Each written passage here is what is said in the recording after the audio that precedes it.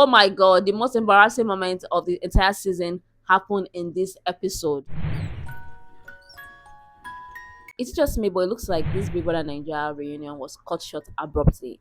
It's either maybe the show is coming, that season 10 is coming very soon, or they just feel like, oh, wrap it up, wrap it up, wrap it up. Or maybe it's a schedule issue. Because I thought we are going to have another week of reunion talk. But this final episode started with unseen moments. Oh, man, and I'm like, what do you mean unseen moments? If they're unseen moments, maybe you can make that an episode. Or after the reunion is over, I can just put it in a separate episode, but they put it at the beginning of this final episode. It seems to me like an insult. Like, oh, there's some people that were furnitures during the season, so let's just give them small, small, like 5 second moments, and that was what was just chop, chop, chop, chop. So it's like with OC and Ozzy. I'm not even sure what they're talking about here about OC and Ozzy because it's just a chop, chop moment. We don't know the head and the tail of the matter. Handy versus Mickey. The Chitoba came in. Chizoba said, "Oh, you said Handy is sexy." Like just unimportant things, basically. Tofa versus Anita, Anita and Tofa no longer together. That is understandable because they lies after lies after lies. It makes no sense to even continue that relationship. And Anita just don't feel.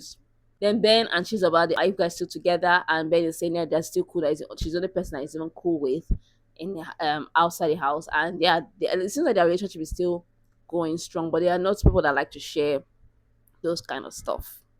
Then they moved on to Wanni and Sean. This moment for me, I like to just give people grace, but it was a bit embarrassing because I think that Wanni knows that Sean was not really into her. This is like a case of Emma Rose.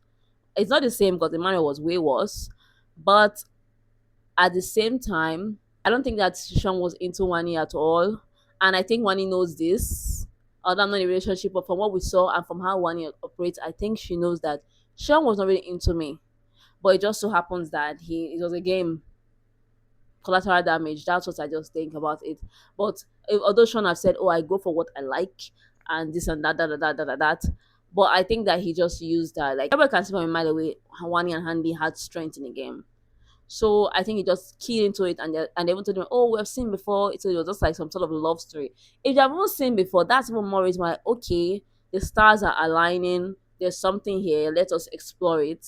And they said it ended immediately after the show was over. One was like, oh, it was his first time in the spotlight and in a relationship in the spotlight. I'm like, oh, come on, Sean can handle it. And Sean is making some kind of sub excuse that, oh, he's not really a words of affirmation guy. And I'm like, come on, you are lying. This is not your typical girl. Maybe for some reasons you don't see yourself being with this girl. And then Suj and Nelly as well, that relationship went down the drain just recently. This relationship surprised me because even Nelly said that a lot of people were thinking that, oh, these people are not, they're not serious. I just thought that Nelly is not going. I did not say anything. I did not see them going far. When outside the house, when I saw them still going strong, I was pleasantly surprised about that. That okay, this is good, this is nice. But sadly, it ended like a month ago before the reunion. Wonder why. Ebuka also tried to like resolve something because that's the entire point of the reunion resolutions. Chinwe and Nelly hugged it out. I'm glad that Chinwe hugged it out with Nelly because if we're going to be honest here, Chinwe started picking on Nelly. She was the one that started picking on Nelly in this entire matter. I'm happy that she did. And Chinwe also extended an olive branch to the housemaid that, oh, she's not really a bad person, that a lot of people did not give her that grace, that chance to get to know her better, and she hoped that they would give her a chance. I don't think I'll give her a chance though. It is said they seem like people like that are going to go into their different caves and continue with their lives. Oh my god, the most embarrassing moment of the entire season happened in this episode. So Onyeka and Wanni is saying that there's no relationship here. This person thinks that I am jealous of her. This person has a lot of opinions about me that are unfounded. So no, we're not going to carry on. And Oyenka said, "Oh, the feeling is mutual," and she said that Wani slut shamed her, gossiped about her. And Oyenka was so bold. The thing that Oyenka is actually a lawyer is actually very funny to me. Onyeka was so bold, she didn't go and get a video as evidence that this is when these girls were slut shaming her.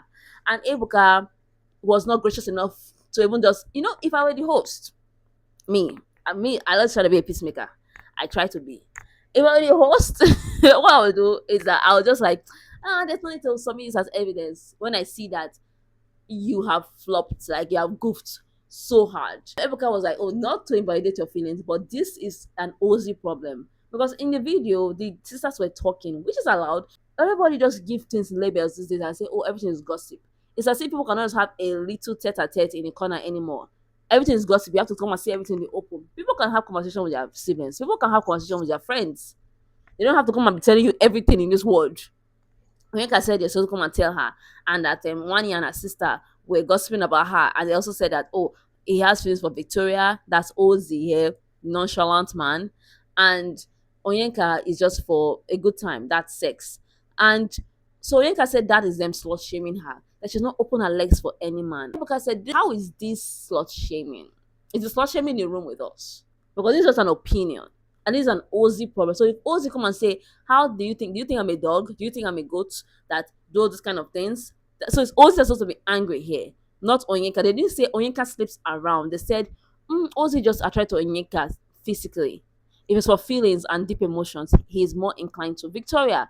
That was what happened there, and that was one of the most embarrassing moments in the entire reunion. I wonder how Onyeka stood up from that place. I was so embarrassed because you know I can't tell when you say, oh, there's a saying that, oh, when you're going to report to the king, you don't know what the king will tell you. And that's exactly what happened in this scene. Onyeka was so sure as a lawyer. She was so this is the second time. First of all, she said Kelly was shaming her that she did not bathe for 2 weeks. Never did they call her name there. This is a lawyer. I'll keep on saying this is a lawyer because I cannot understand how Onyeka is a lawyer at this point because this they didn't write your name there. Nobody's talking to you. You going through the house without taking your bath for 2 weeks. So why are you taking it personally? Okay, that one passed. Now Onyeka again came and said they were still shaming her, and I have the evidence. I have the evidence, and that's not an evidence. So, if I were you, if I want to hire Onyeka to represent me in court, because no, she did not sell that part of her. She did not market that part of her very well at all. So yeah, but Aces anyway, Tofa and Suji are willing to maybe have a dialogue. And yeah, that's what happened in the reunion. And Ebuka says, since you see you in season 10, honestly, it seemed to me like Ebuka could not even wait for this reunion to be over. Like he was so like a daisical throughout the reunion. He seemed very tired. He smiled sometimes, but there was just like this relief in his face and said, oh, I'll see you season 10. And yeah, we'll all be here for season 10. I pledge maybe this pledge actually for me, so I can look at the video and remember that I pledge to make Big Brother Naija content throughout the course of season 10. So help me God. And I hope that you join me in this journey. Do not forget to like, share, and subscribe to my channel. And let me know what you think. Do you think that Onyeka's moment was the most embarrassing moment of the entire season? In fact, of the entire No Lose Gas season, that was the most embarrassing moment. Follow closely is Wanni defending Sean's actions. And the highlight of the entire reunion was Chinwe, of course. Chinwe versus Inne's fight. I go finger your throat. It has to be the highlight of the entire reunion. But let me know what you think in the comments. Goodbye.